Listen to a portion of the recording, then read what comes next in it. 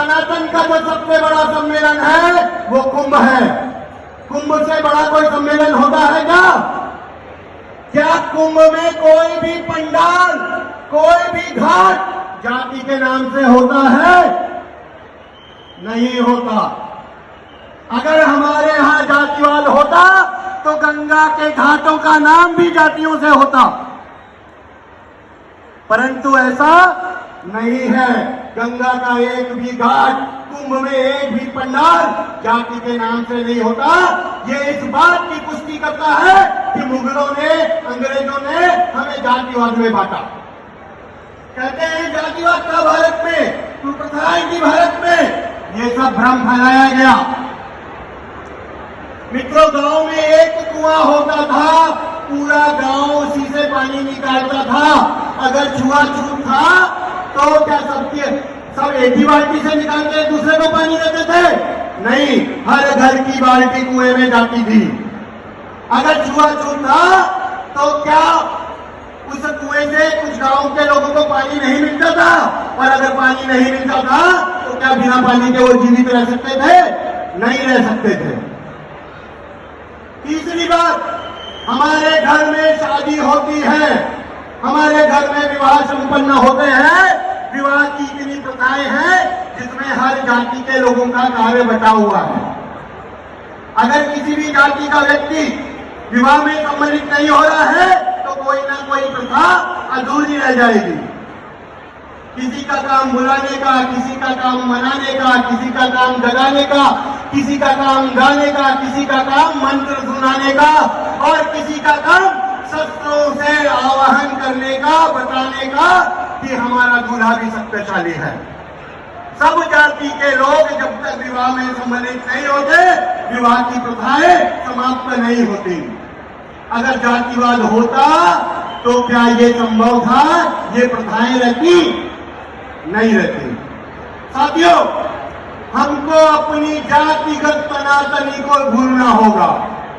जातिगत सनातनी नहीं, हमको सनातनी बनना होगा। क्या बनना होगा? जातिगत सनातनी नहीं चाहिए, हमको सनातनी चाहिए। क्या आप मेरी बात से सहमत हैं?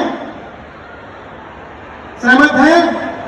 ये भ्रम फैलाया जा रहा है, जातियों में बांट के भारत के टुकड़े टुकड़े करने का षड्यंत्र किया जा रहा है।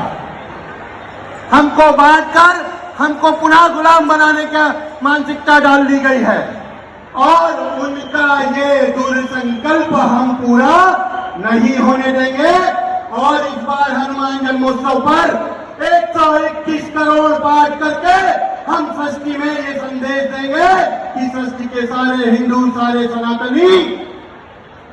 सनातनी एक हैं। एक होंगे या नहीं होंगे?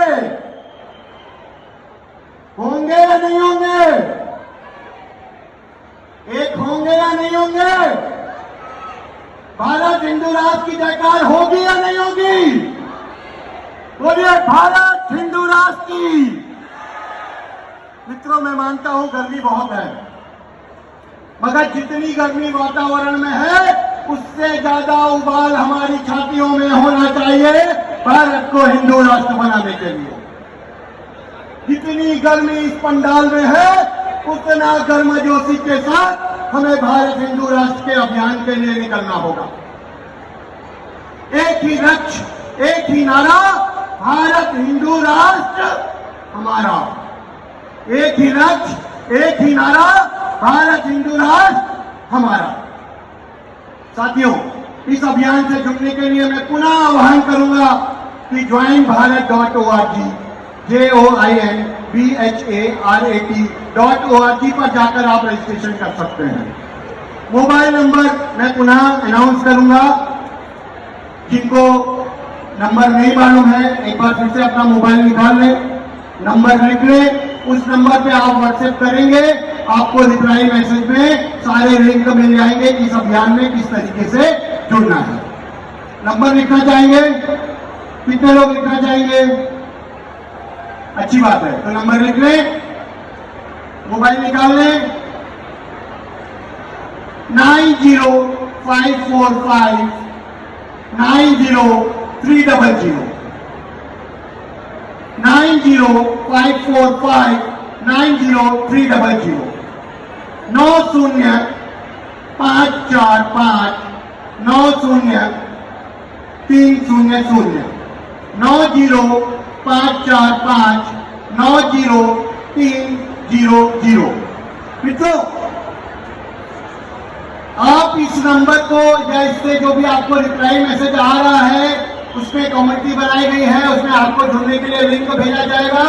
आप वो कम्युनिटी अपने मित्रों को, अपने रिश्तेदारों को, सृष्टि में जो भी सनातनी आपके जहां पर भी हैं उनको भेज सकते हो और मेरी तरह उनका आह्वान कर सकते हो कि भैया 121 करोड़ हनुमान चालीसा के पाठ में शामिल होकर इस बार हनुमान जयंती पर हम भारत हिंदू राष्ट्र की नींव रख देंगे। भारत हिंदू राष्ट्र की पुनर्स्थापना की शुरुआत इस हनुमान जन्मोत्सव पर 121 करोड़ हनुमान चालीसा के पाठ से हम करेंगे या नहीं करेंगे? तो बस इसी के साथ मैं अपनी वाणी को विराम दूंगा, आपसे आह्वान करूंगा 1.25 घंटे का समय निकालिए, जितने भी सोशल मीडिया प्लेटफॉर्म हैं उन पे पोस्ट कीजिए, शेयर कीजिए और हर एक को जागृत कीजिए कि 121 करोड़ हनुमान चालीसा के पाठ में सम्मिलित हो। हनुमान शक्ति जागेगी तो राम राज्य कोई रोक नहीं सकता, कोई रोक नहीं सकता, कोई रोक नहीं सकता। जय हिंद, जय भारत, भारत हिंदू राष्ट्र की। आवाज नहीं आई? भारत हिंदू राष्ट्र की, भारत हिंदू राष्ट्र की। गर्मी पड़ रही है और आप ठंडे होते जा रहे हो, हैं? गर्मी बढ़ रही है, आपका जोश ठंडा होता जा रहा है। भारत हिंदू राष्ट्र की जय श्री राम।